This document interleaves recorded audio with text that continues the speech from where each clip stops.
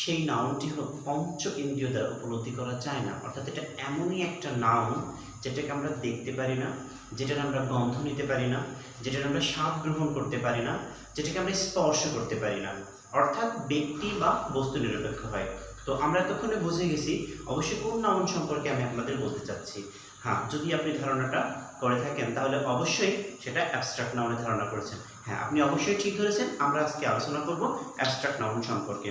তো অ্যাবস্ট্রাক্ট নাউনের সঙ্গে আমি ইতিমধ্যে আপনাদের বলে দিয়েছি, তবু আরও একবার বলছি যে যেই নাউনটা আমাদের কোনো ইন্দ্রিয় কাজে লাগে না বুঝতে গেলে, অর্থাৎ যে নাউনটাকে কোনো ইন্দ্রিয় দ্বারা উপলব্ধি করা যায় না, এবং আরেকটি কথা কি, এটা ব্যক্তি বা বস্তু নিরপেক্ষ হয়। তো অনেকগুলো সংজ্ঞার মধ্য থেকে একটি তুলনামূলক সংজ্ঞা আমি আপনাদের সামনে হাজির করেছি। তো দেখি সংজ্ঞাটাতে কি বলা আছে। দেখেন এখানে কি বলা হচ্ছে যে নাউন দ্বারা গুণ, কাজ এবং অবস্থার নাম বোঝায় এবং যেটা ব্যক্তি বা বস্তু নিরপেক্ষ হয়। যেটা আমি আগেই বলেছি, ব্যক্তি বা বস্তু নিরপেক্ষ কথাটার মানেটা কি। যেমন যদি ব্যক্তি হয় তাহলে অবশ্যই তার একটা বাহ্যিক আকৃতি থাকবে, যদি বস্তু হয় তবুও তার একটা বাহ্যিক আকৃতি থাকবে। আর বাহ্যিক আকৃতি থাকলে সেটা কখনোই অ্যাবস্ট্রাক্ট নাউন হবে না, এই জন্য এটা ব্যক্তি বা বস্তু নিরপেক্ষ হয়। তো দেখেন উদাহরণগুলোর সাহায্যে বুঝি আমরা। যেমন অনেস্টি, দেখেন অনেস্টি মানে হলো সততা, যেটা নিতান্তই আমাদেরকে একটা ইন্টারনাল অপশন, মানে আমাদের ভিতরের অপশন। দেখেন অনেস্টি যে সততা জিনিসটা, আমরা সেটাকে দেখতে পাই না, আমরা সেটাকে স্পর্শ করতে পারি না, আমরা সেটাকে কানে শুনতে পারি না, আমরা সেটা স্বাদ গ্রহণ করতে পারি না, মানে আমাদের যে পাঁচটা ইন্দ্রিয় রয়েছে তার একটা দিয়েও সেটাকে আমরা উপলব্ধি করতে পারছি না। তাহলে অনেস্টি অবশ্যই কি অ্যাবস্ট্রাক্ট নাউন। এভাবে দেখেন কাইন্ডনেস মানে দয়া, এটাও ঠিক তাই, আমাদের কোনো ইন্দ্রিয় দ্বারা বোঝা যায় না, যে কারণে কাইন্ডনেস হলো কি একটা অ্যাবস্ট্রাক্ট নাউন। এরপর দেখেন পভার্টি মানে কি দারিদ্রতা। এখন এই দারিদ্রতা জিনিসটা যেটা, সেটা আমরা কখনোই দেখতে পাই না, কিন্তু আমরা বুঝতে পারি বিষয়টা যে তার মধ্যে দারিদ্রতা বিরাজ করছে, কিন্তু আমরা কি সেটাকে দেখতে পাই, আমরা কি সেটাকে বুঝতে পারি, বা আমরা কি সেটাকে কখনো কোনো ইন্দ্রিয় দ্বারা উপলব্ধি করতে পারি, পাই না। যেহেতু আমরা পারি না সেহেতু এটা কি পভার্টি একটা অ্যাবস্ট্রাক্ট নাউন। এরপর দেখেন মুভমেন্ট, মুভমেন্ট মানে কি নড়াচড়া। এখানে একটা বিতর্ক রয়েছে, সেটা হলো যে মুভমেন্ট আমরা অনেকেই বলি যে মুভমেন্ট তো দেখা যায়, হ্যাঁ, এই জন্য রিন অ্যান্ড মার্টিন এবং নেসফিল্ড এই দুই ব্যক্তির মধ্যে সংজ্ঞার একটু ডিফারেন্স রয়েছে, যেখানে রিন অ্যান্ড মার্টিন নেসফিল্ডের সংজ্ঞার সাথে একটুখানি দ্বিমত পোষণ করছেন। তিনি বলছেন যে এইটা কোনো কোনো ক্ষেত্রে দেখা যেতে পারে এবং সেটা যদি ভার্ব থেকে উৎপন্ন হয়, যেমন মুভমেন্টের কথা বলেছেন ইনি, এবং লাফার যেটা হাসি, অর্থাৎ এই দুইটাকে উনি বলেছেন এটা আমরা দেখতে পাই, অন্য ইন্দ্রিয়গুলো কাজে লাগে না কিন্তু এটা আমরা দেখতে পাই। বাট একটা কথা এখানে অ্যাপ্রোপ্রিয়েট, সেটা হলো বস্তু বা ব্যক্তি নিরপেক্ষ, কারণ আমরা জানি যে হাসি এবং মুভমেন্ট কখনোই কোনো ব্যক্তি না, কখনোই কোনো বস্তু না। যেহেতু ব্যক্তি এবং বস্তু নিরপেক্ষ সেহেতু অবশ্যই এটা একটা অ্যাবস্ট্রাক্ট নাউন। অ্যাবস্ট্রাক্ট নাউনকে সোর্স অনুযায়ী বা এদের কোয়ালিটি অনুযায়ী এদেরকে তিনটা স্টেপে ভাগ করা হয়, কোয়ালিটি, স্টেট এবং অ্যাকশন। তো আমরা এই তিনটা নাউনকে দেখব, অ্যাবস্ট্রাক্ট নাউনের এই তিনটা লেভেলকে দেখব, কোয়ালিটি, স্টেট এবং অ্যাকশন। দেখেন তো আমরা প্রথমত আসি কোয়ালিটি সম্পর্কে। দেখেন কোয়ালিটিটা কি, যে সকল অ্যাবস্ট্রাক্ট নাউন শুধুমাত্র গুণ বা দোষবাচক হয়, অর্থাৎ গুণবাচক, যেটা আমরা জানি যে গুণের আবার দুটো ধরন আছে, খারাপ গুণ আর ভালো গুণ, যাই হোক গুণ নিয়ে, অর্থাৎ যে সকল অ্যাবস্ট্রাক্ট নাউনগুলো শুধুমাত্র ব্যক্তির গুণ বা দোষকে তুলে ধরে এগুলোকে বলা হয় হচ্ছে কোয়ালিটি। যেমন দেখেন বিউটি, এটা কি মানুষের সৌন্দর্য, যেটা একটা মানুষের কি গুণ। আবার কাইন্ডনেস দয়া, এটাও একটা মানুষের গুণ, কারণ দয়া যার মধ্যে আছে, যেমন he is a kind man, তিনি একজন দয়ালু ব্যক্তি। তো হি ইজ এ কাইন্ড ম্যান, ওই ম্যানটাকে কোয়ালিফাই করছে কাইন্ড কথাটা, তার মানে কি এটা একটা গুণ, আর সেই গুণ থেকে তৈরি হয়েছে কি কাইন্ডনেস, তার মানে এটা হলো কি একটা কোয়ালিটি, একটা মানুষের মধ্যকার গুণ। এভাবে দেখেন আগলিনেস, অর্থাৎ কুৎসিত অবস্থা, মানে কুৎসিত দেখতে যেটা অসুন্দর সেটাকে আমরা আগলি বলি, এবং আগলি থেকে আসে হচ্ছে আগলিনেস, তাহলে আগলিনেস হলো কি আমাদের একটা অ্যাবস্ট্রাক্ট নাউন এবং সেটা কোয়ালিটিতে। এভাবে ক্রুয়েলিটি মানে কি নিষ্ঠুরতা, এটাও একটা মানুষের ইন্টারনাল খারাপ গুণ, যে সে খুব নিষ্ঠুর, তার মানে কি এটা তাকে একটা কোয়ালিফাই করে, আর সেই নিষ্ঠুর কথাটা থেকে আসছে নিষ্ঠুরতা, অর্থাৎ ক্রুয়েল থেকে ক্রুয়েলিটি, ক্রুয়েলিটি। এরপরে দেখেন মাদারহুড, মাদার মানে কি মা, আর মায়ের মধ্যে থাকা যে গুণ এটাকে বলা হয় কি মাতৃত্ব, এবং আমাদের এই মাদারহুড শব্দের অর্থটি হলো মাতৃত্ব। তাহলে মাতৃত্বটা কি মায়ের গুণ, তাহলে গুণবাচক, একটা কোয়ালিটি। এরপরে নিউনেস নতুনত্ব, কোয়ালিটি। ব্রাইটনেস, ব্রাইট মানে কি উজ্জ্বল, যে কোনো একটা জিনিস যদি উজ্জ্বল হয় আমরা বলি কি it is a very bright dress, এটা খুব উজ্জ্বল একটা পোশাক। It is a very bright situation, এটা খুব উজ্জ্বল একটা অবস্থা। তো ব্রাইট কথাটা একটা অ্যাডজেক্টিভ যেটা কোনো কিছুকে কোয়ালিফাই করে, আর সেই ব্রাইট থেকে আসছে কি ব্রাইটনেস। তাহলে ব্রাইটনেস কি একটা কোয়ালিটি, যে কোনো জিনিসের একটা গুণকে বোঝানোর জন্য ব্রাইট কথাটা ইউজ করি, আর সেই ব্রাইট থেকে কি জন্ম নিচ্ছে ব্রাইটনেস। এরপরে দেখেন স্টেট। তো আমরা যদি এখানে স্টেট আসি, স্টেটকে কি বলা হচ্ছে, স্টেট মানে হলো অবস্থা। যে কোনো ক্ষেত্রে কোনো নাউন দ্বারা যদি কোনো কিছুর অবস্থাকে বোঝায় তাহলে সেটাকে আমরা স্টেট বলে থাকি। তো অ্যাবস্ট্রাক্ট নাউনের এই স্টেট লেভেলের ওয়ার্ডগুলোকে আমরা দেখলে বুঝতে পারবো যে এটা দ্বারা কিভাবে অবস্থা বোঝায়। যেমন দেখেন বয়হুড, বয়হুড মানে কি বাল্যকাল। আমরা জানি বাল্যকালকে একটা মানুষের জীবনের একটা পর্যায় বা একটা অবস্থাকে বোঝানো হয়। তাহলে বয় থেকে বয়হুড, তাহলে বয়হুড একটা নাউন এবং সেটা কি একটা মানুষের জীবনের একটা অবস্থাকে বোঝাচ্ছে, বাল্যকালটাকে। এভাবে চাইল্ডহুড মানে শৈশবকাল, তাহলে বয়হুড যেমন একটা স্টেজ বা একটা পর্যায় অবস্থা, তাহলে চাইল্ডহুডও একটা অবস্থা। এরপর দেখেন কোল্ডনেস মানে কি শীতল অবস্থা। তার মানে আমরা বুঝতেই পারছি যে একটা জিনিস যখন প্রচুর ঠান্ডা অবস্থায় রয়েছে তখন সেটাকে আমরা বলছি কোল্ডনেস, এটা একটা অবস্থা। এরপর ফ্রিডম মানে কি স্বাধীনতা। তাহলে কোনো ব্যক্তি তার ক্ষেত্রে বা কোনো দেশ তার ক্ষেত্রে যদি স্বাধীন অবস্থায় থাকে তাহলে সেটাকে একটা স্বাধীনতা, তার জন্য একটা অবস্থা। অর্থাৎ এই দেশটি কেমন অবস্থায় রয়েছে, স্বাধীন অবস্থায় রয়েছে। সে কেমন অবস্থায় রয়েছে, সে এখন স্বাধীন। তাহলে স্বাধীন অর্থাৎ ফ্রিডম থেকে ফ্রি থেকে ফ্রিডম কথাটা আসছে। তো ফ্রি একটা অ্যাডজেক্টিভ, কিন্তু ফ্রিটা কি একটা অবস্থা, মানুষের অবস্থা ইন্ডিকেট করছে। তাহলে ফ্রিডমও কি একটা অবস্থা, যেটাকে স্বাধীনতা। এরপর আসছে পভার্টি। আমরা এখানে অবশ্যই বুঝতে পারছি একটা মানুষ যখন গরিব হয় তখন আমরা কি বলি তার আর্থিক অবস্থা কেমন, সে গরিব। আর সেই গরিব কথাটার ইংরেজি কি পোর, আর সেই পোর থেকে আসছে কি পভার্টি। তাহলে পভার্টি হলো দারিদ্রতা, যেটা হলো একটা মানুষের আর্থিক অবস্থা ইন্ডিকেট করে। তাহলে অবশ্যই এটা একটা কি স্টেট। এরপর আসছে আমাদের সিকনেস। সিক মানে কি অসুস্থ বা দুর্বল।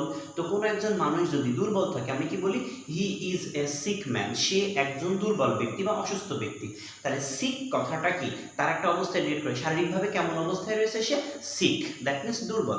আর সিক থেকে সিকনেস অর্থাৎ তার ভিতরে এখন দুর্বলতা বিরাজ করছে, অর্থাৎ সেই ব্যক্তি এখন দুর্বল। তার মানে কি তার একটা শারীরিকভাবে অবস্থা বোঝাচ্ছে। সো সিকনেস তাহলে কি একটা স্টেট।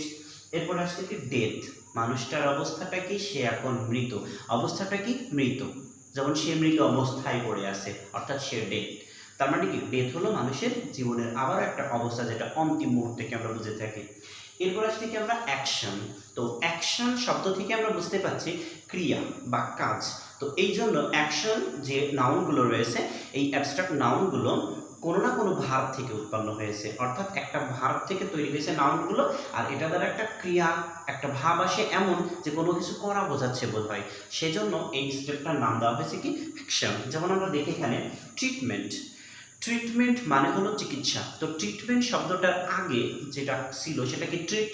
ট্রেড থেকে আমাদের কি আসে, ট্রেড থেকে, ট্রেড মানে কি, ট্রেড মানে হলো চিকিৎসা দেওয়া বা ব্যবহার করা বা আচরণ করা, আর সেই ট্রেড থেকে তৈরি হচ্ছে কি ট্রিটমেন্ট। তাহলে ট্রেড যদি একটা ভার্ব হয় তাহলে ট্রিটমেন্ট অবশ্যই কি একটা নাউন, এবং এই নাউনটা অ্যাবস্ট্রাক্ট নাউন এবং সেটা অ্যাকশনের মধ্যে পড়ে। এরপরে দেখেন এমপ্লয়মেন্ট। এমপ্লয় মানে কি কর্মী, নিয়োগ দেওয়া বা কর্মসংস্থান, কর্ম দেওয়া এমন বোঝায়। তাহলে এমপ্লয়মেন্ট মানে কি কর্মসংস্থান।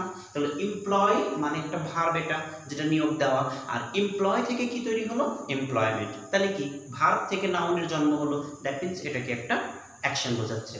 এরপর দেখেন গ্রো মানে কি জন্মানো, আর গ্রো থেকে গ্রোথ, গ্রোথ মানে কি বৃদ্ধি।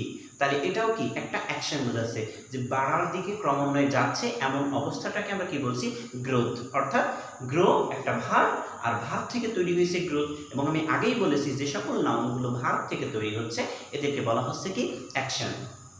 মুভ থেকে মুভমেন্ট। মুভ মানে কি চলাফেরা করা, তাহলে এটা ভার্ব, আর তা থেকে তৈরি হয়েছে কি মুভমেন্ট। তাহলে মুভমেন্ট কি একটা ভার্ব থেকে জন্ম নিয়েছে, সুতরাং এটা একটা কি অ্যাকশন। এরপর বিহেভ মানে কি আচরণ করা, তাহলে বিহেভ হলো একটা ভার্ব, তার থেকে তৈরি হয়েছে কি বিহেভিয়র, যার মানে হলো আচরণ, যেটা একটা কি অ্যাকশনের মধ্যে পড়ে।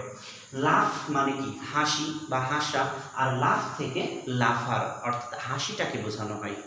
লাফ থেকে লাফার, লাফ ছিল কি ভার্ব আর তার থেকে তৈরি হয়েছে লাফার, সেটাকে একটা অ্যাকশন।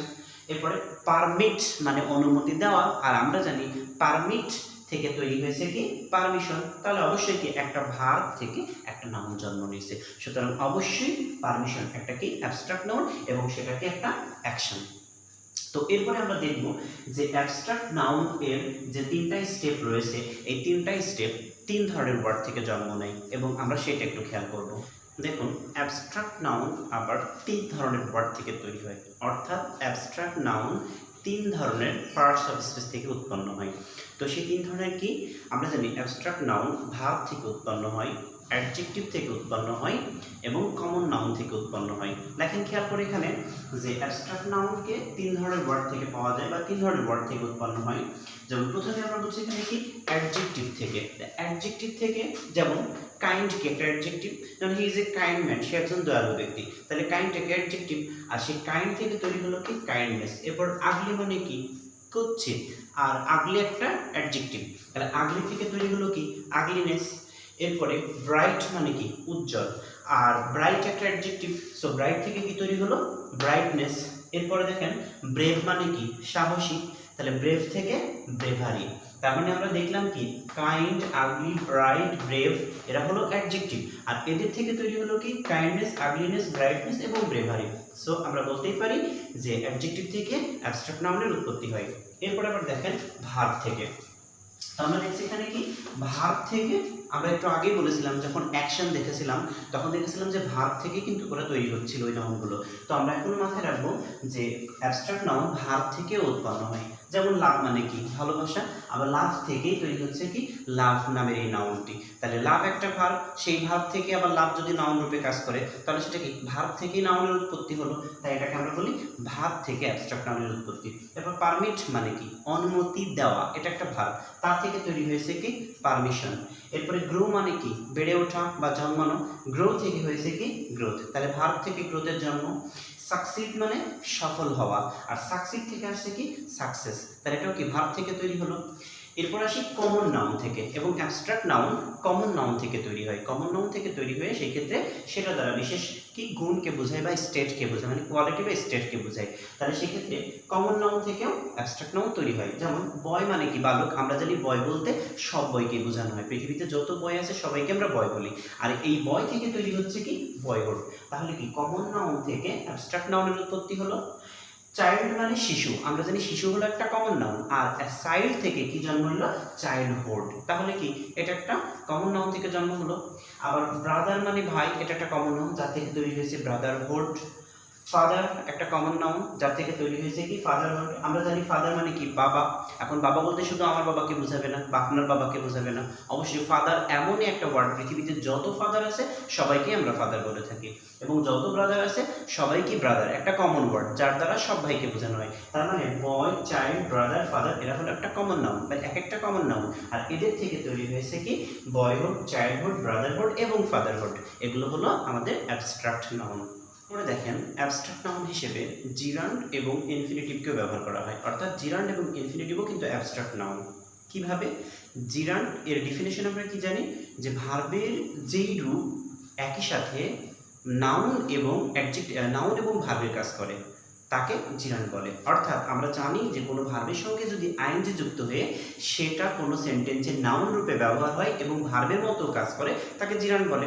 তো আমরা মাথায় রাখবো যেহেতু জিরান্ড নাউন রূপে কাজ করে তাহলে প্রশ্ন উঠেই আসে তাহলে জিরান্ডকে কোন নাউন বলবো আমরা। আমরা অবশ্যই খেয়াল রাখবো জিরান্ড যেহেতু ভার্ব থেকে উৎপন্ন, একটু আগে আমরা দেখেছি ভার্ব থেকে উৎপন্ন নাউনগুলোকে আমরা অ্যাকশনের মধ্যে রেখেছিলাম, তাহলে ভার্ব থেকে উৎপন্ন যে কোনো নাউনই অবশ্যই অ্যাবস্ট্রাক্ট নাউন হবে।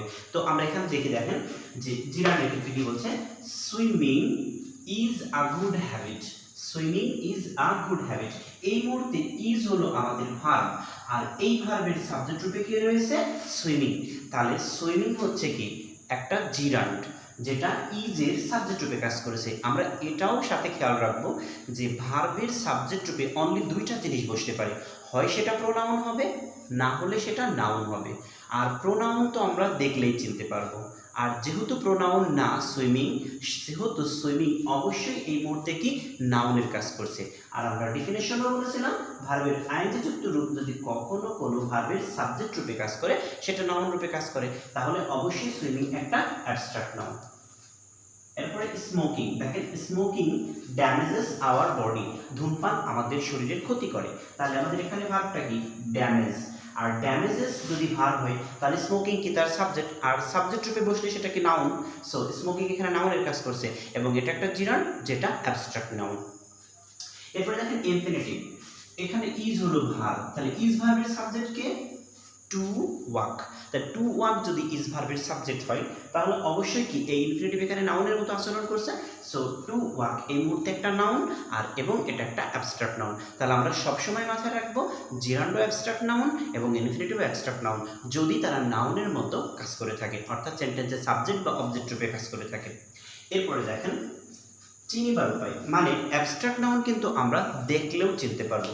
পৃথিবীতে লক্ষ লক্ষ অ্যাবস্ট্রাক্ট নাউন রয়েছে, এখন আমি বুঝবো কিভাবে কোনটা অ্যাবস্ট্রাক্ট নাউন। তাই অ্যাবস্ট্রাক্ট নাউন চেনার সবচেয়ে সহজ উপায় হলো যদি কোনো ওয়ার্ডের শেষে TION, SION, MENT, SHIT, LESS, DOOM, HOOD, ITY, AGE এবং CE এইগুলো থাকে, অর্থাৎ কোনো ওয়ার্ডের শেষে যদি এই সাফিক্সগুলো থাকে তাহলে আমরা মাথায় রাখবো অবশ্যই সেই নাউনটা একটি অ্যাবস্ট্রাক্ট নাউন।